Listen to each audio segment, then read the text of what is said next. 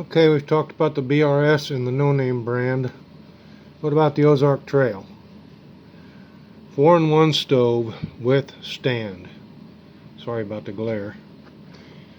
Okay. Ideal for backpacking and camping. Heavy-duty stainless steel. Automatic strike fire.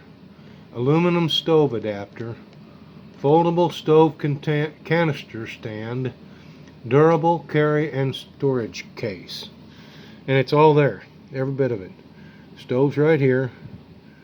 The adapter for the canister, the stand, the striker for the lighting it.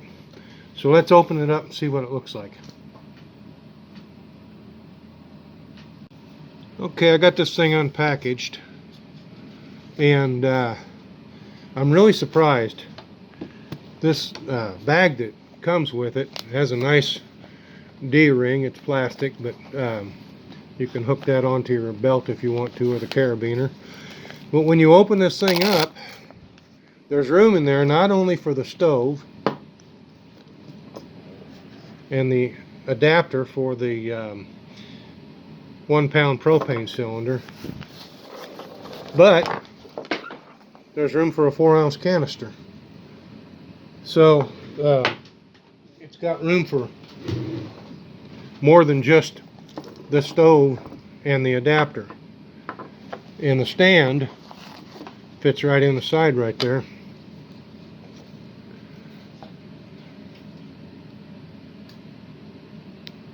It snaps open like that. And then you can put your fuel canister in there.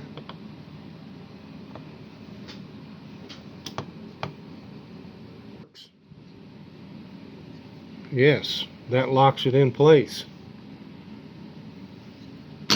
So you have a nice sturdy base, and you can use the regular burner on the butane fuel, or you can adapt the regular burner to this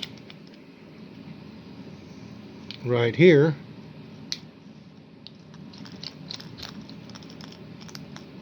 And screw it into the top of a 1-pound cylinder.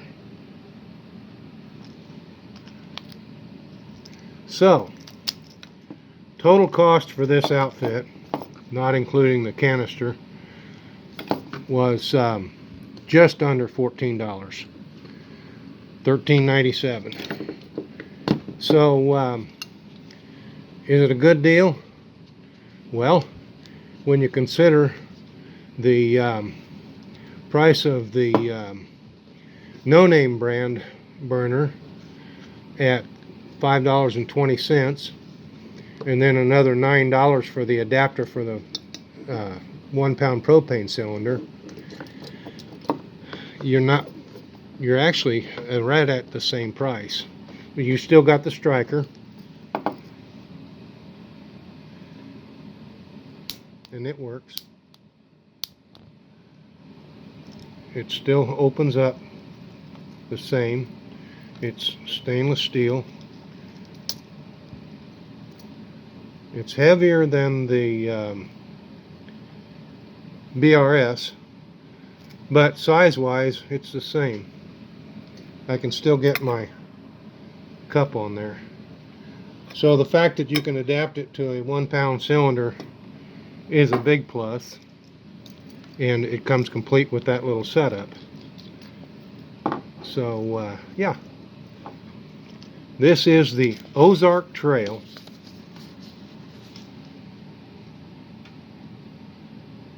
Propane, butane, camp stove, and it even has a manual with the instructions.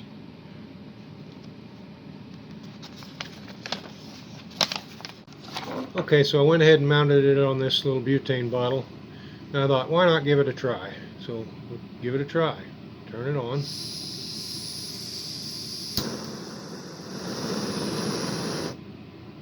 Works perfectly.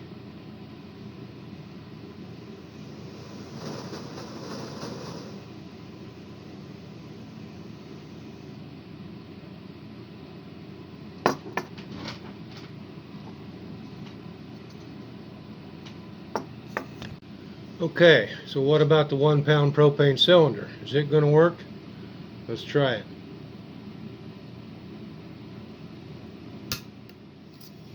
Works perfectly.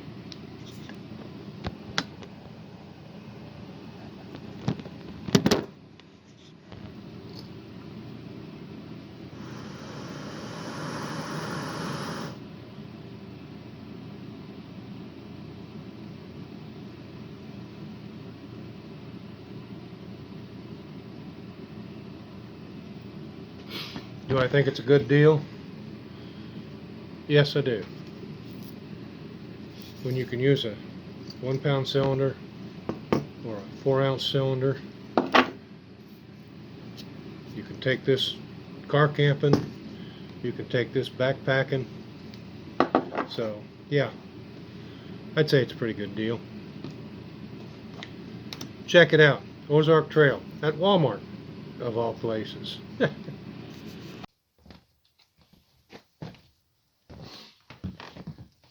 Okay, I've had fail after fail after fail with the bow drill. So I got out this magnesium bar that I've had forever, and I thought, let's give it a try. So I'm going to try to shave off a little bit here. I never understood how these things work until I watched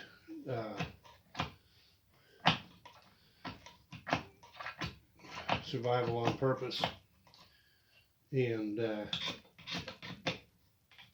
he did it. I thought, well, if he can do it, maybe I can too, you know.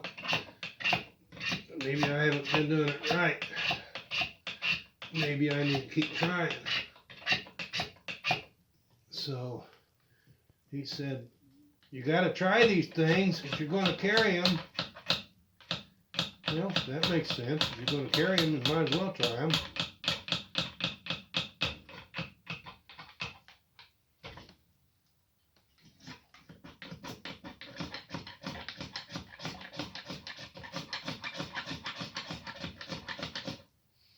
I have the back edge of my knife at a 90-degree spine so that I can scrape a ferro rod with it and hopefully get a decent spark. So I've got this jute. I'm going to go ahead and dump this into the jute. I've got this wad of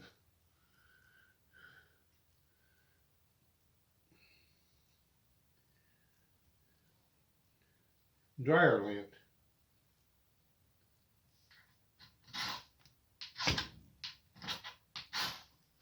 And that got it.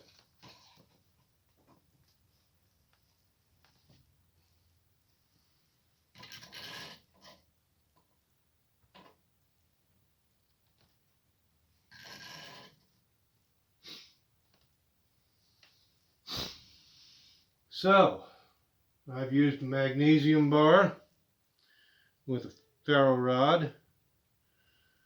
I've used magnifying glass. I've used ferro rod with charcloth.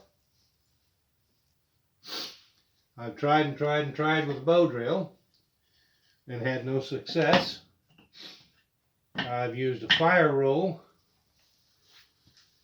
So, yeah, I'm going to build me a nice little fire here, get out my charcloth tin, and make me some more charcloth. Okay, fire's going pretty good. And I'll be using this tin again. I've got it full of more of the cotton patches. So I got a question for you. What do you store your charcloth in to keep it dry? I personally like these jerky boxes. It's shredded jerky. It looks like a snuff can, and You can put your charcloth in there. Of course, you can't see that because charcloth is just as black as the inside of the can. But my charcloth is in there, and there it is. You can snap that closed, and if you're not satisfied with the seal, you can always take a piece of black tape and wrap around it, and that'll keep it sealed. Anyway, that's what I store mine in. So I've got 2 of those, and I'm going to continue to make charcloth once my fire gets to the point where I can put this can in there. I've got several pieces of cotton cut up, and I want to fill these 2 boxes. Okay, first batch of charcloth is done. I'm just going to let that sit there and cool down so that I can open it, and I'll dump the contents into one of my plastic containers and add more cotton and continue to make charcloth. That batch turned out perfect. It's already cooled down. I'll go ahead and get that in a container and add more cotton cloth. Okay, I was hoping to be able to show you the fire. It's actually coming out of the very front of the canister there, and right in the middle there's this little bitty flare sticking up, and that's the pinhole that I put in the can. And when those flames go out, this charcloth is done. It's that simple, and it only takes a few minutes. It doesn't take very long at all. You actually spend more time cutting up the material to put in the box than you do actually making the charcloth. So you can make a pretty good sized batch of charcloth if you've got a big enough tin. This particular batch here is a bandana that was just literally torn up. It was falling apart. So I cut it up into pieces, and I thought I'd give it a try. It's 100% cotton. Okay, you can see the fire's out. So that batch is done. I'll take that off, set it out here on the hearth and let it cool down, and we'll transfer it to a container. This is the bandana material, and it turned out good. So we'll transfer that to a canister, and then I'm going to go ahead and video a batch so that you can see in real time how long it actually takes to make this stuff. Okay, so this is the bandana material. I cut it up into little squares and stuffed it inside of a medicine bottle so that it will stay dry. And this is what I'm making the charcloth out of. And I'm packing this tin. I'm filling it as full as I can get it. So I'll get back to you. Okay, that tin is full. I'm going to go ahead and close it up and get ready to put it on the fire. I'll get you set up where you can watch. Okay, there's the tin. And the way I'm doing this is I'm just taking this tin, putting it on the poker, and sliding it in where it will stay and cook. So let's just see how long it takes.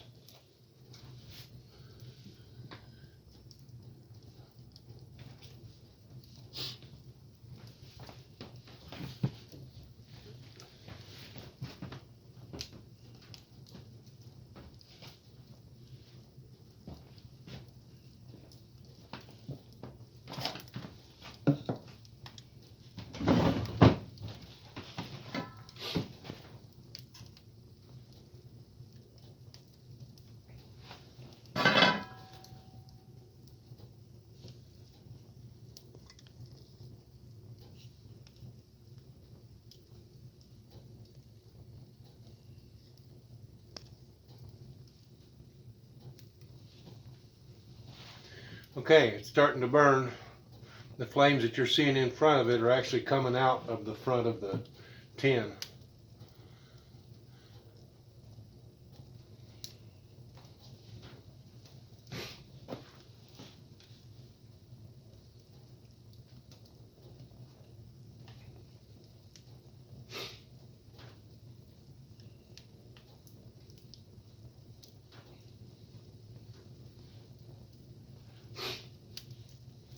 As long as those flames are coming out, it's still cooking.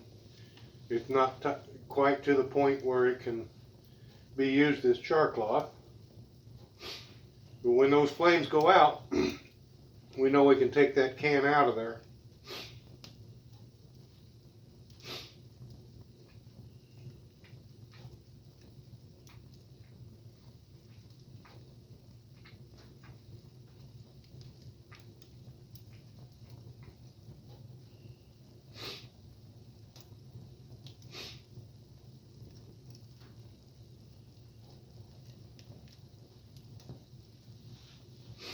Just by the mere fact that those flames are coming out of the front of that tin like that, tells me that I don't need that pinhole on top.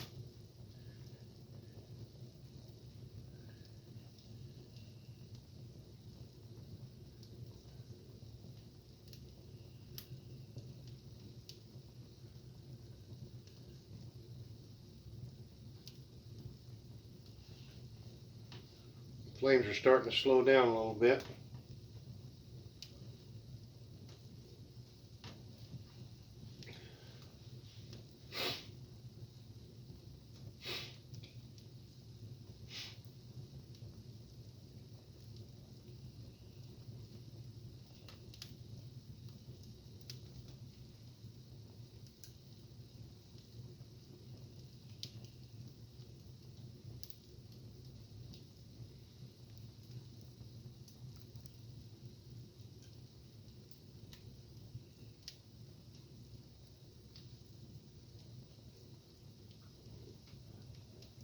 They're dying down quite a bit now.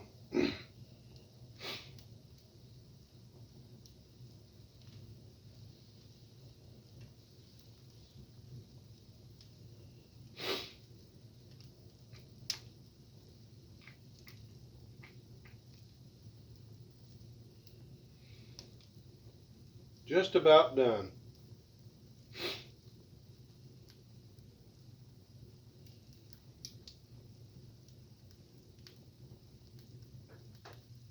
And they're out.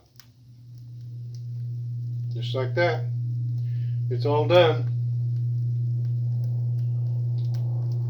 Now how do I get it out of there? That's pretty simple.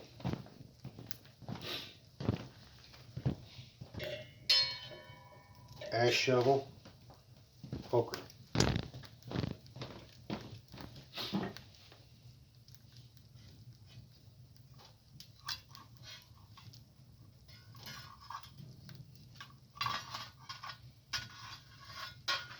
And look, it's red hot in the back.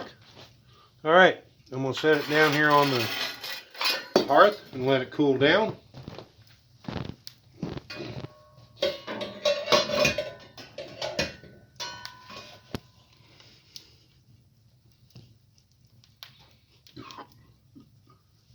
And so far, this video has lasted 5 minutes and 17 seconds. So it takes less than 5 minutes to make charcloth once you stick it in the fire. So that's going to cool down, and we'll take it out and show it to you.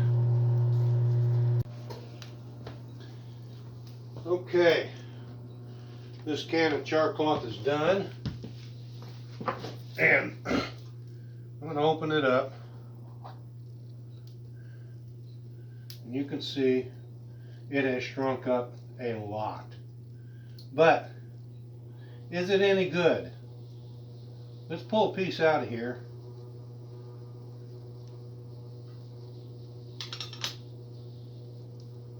It doesn't have to be a whole lot, just one piece. There's actually 2 pieces there.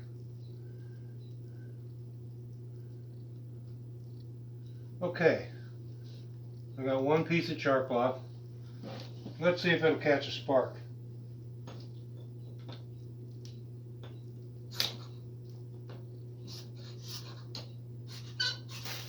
I guess it won't if I can't. It did. Look at there.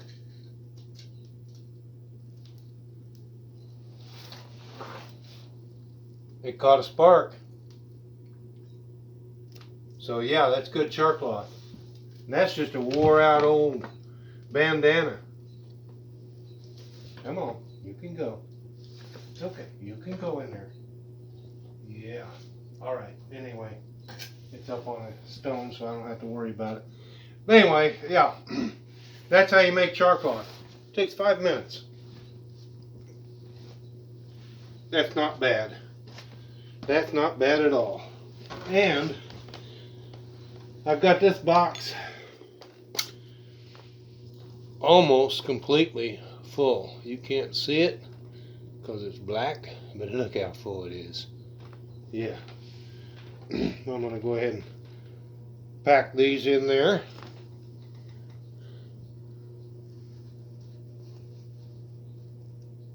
And we'll call that one good to go. All right. That's how you make charcloth. Okay. My next batch is done. I think it's important to note that if you're making charcloth on a camp stove or a kitchen stove, first of all, don't use the kitchen stove. It will fill your house with smoke. But if you're using a camp stove, a gas camp stove of any kind, you will notice smoke. You won't see flames. Okay? The first couple of batches that I made, there was no flames. It was just smoke. A lot of smoke. And the first batch I made was on the kitchen stove.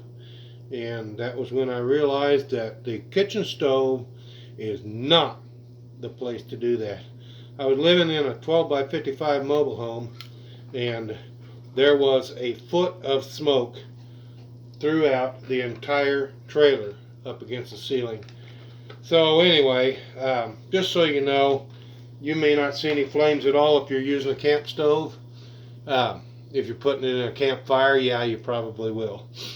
But anyway, now you know how to make charcloth. Getting a little shack time in. I took the new mower and got some mowing done, which I just wanted to make sure that property looks nice. It's for sale. Didn't really need it, but it looks a lot better now.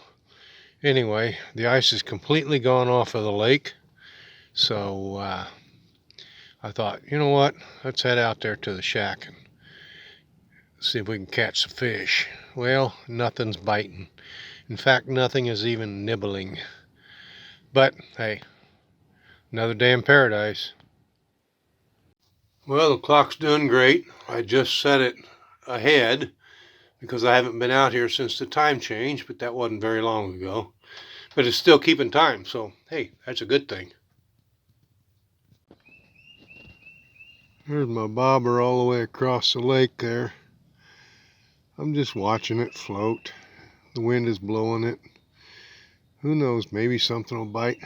My worm is about 6 feet in the water, so I don't know where they're at. Not catching anything. But there is nothing in the world like shack time. If I was in a warmer climate, I would live on a houseboat. I love floating on the water.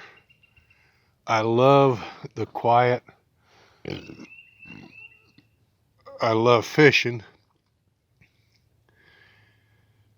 There's nothing more calming than good old-fashioned shack time.